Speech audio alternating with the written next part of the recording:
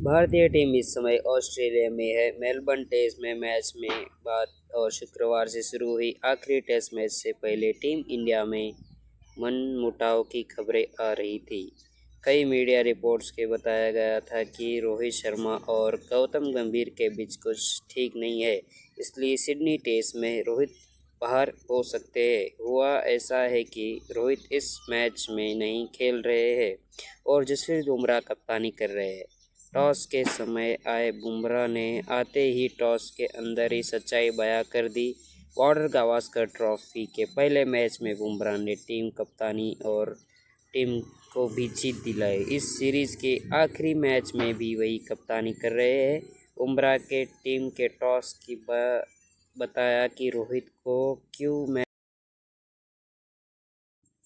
Border Gavaskar trophy के पहले match में बुमराह ने टीम की कप्तानी की और टीम को जीत दिलाई।